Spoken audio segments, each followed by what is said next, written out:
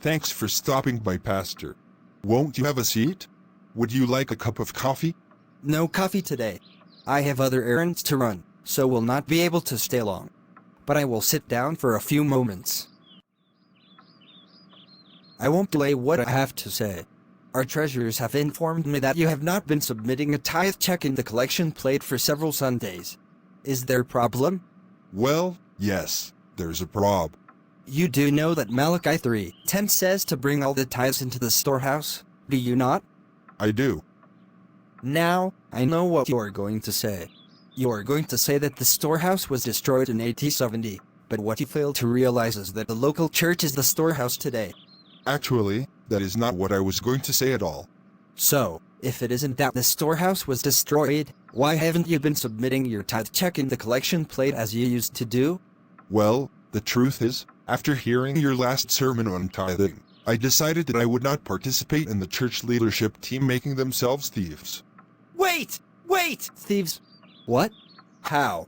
Yes, thieves. Let me explain. According to the Bible, the priests in Malachi's day had taken the tithes and acceptable offerings from the storehouse, and God had cursed them with a curse for their actions. Okay. So, what does that have to do with the church ministry team? Well, when you said that the church is the storehouse today, I asked myself, if the church is the storehouse where God's tithe is to be brought, why does your church not store the tithes that are brought to the church in that which you claim to be the storehouse? Are the tithes stored at the church? No. They are deposited in the church bank account. But... So you are telling me that the church, which you say is the storehouse for God's tithes, is not really the storehouse for God's tithes? That the bank across town is actually the storehouse? That's right. But... Okay, so if the command is to bring the tithes into the storehouse, and the bank is the storehouse, why are you telling the people to bring the tithes to the church instead? Shouldn't you be telling them to take the tithes to the bank that you now say is the storehouse? Now look here. We are not going to give access to the church bank accounts to the congregation. What if some were dishonest? So you are willing to be dishonest with the congregation to keep them from being dishonest? Is that what you are saying? That's not what I am saying at all. God said to bring the tithes into the storehouse.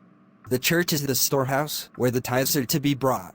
Then I submit to you that you and your ministry team are guilty of the very same thing that the priests of Malachi's day were guilty of, removing the tithes from the storehouse and using those tithes for purposes other than what God said his tithes were to be used for.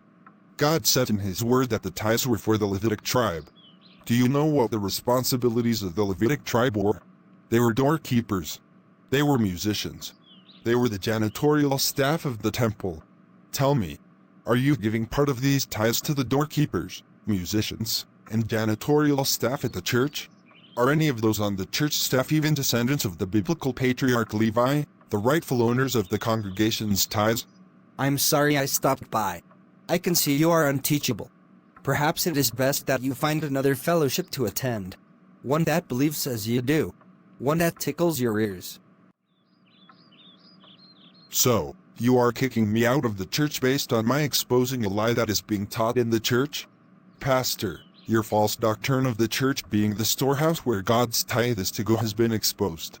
If you are unwilling to concede that the Bible proves you wrong, perhaps it is time you step down from the pulpit until such time that you decide you will preach the word in honesty instead of handling it deceitfully as you are currently doing. Oh, and that curse that you try to pronounce on members of the congregation that are not tithing? The Bible proves you wrong there too. Go home and read Galatians 3:13 carefully and reflect on it. I won't bid you Godspeed. I'll just shake the dust off of my feet.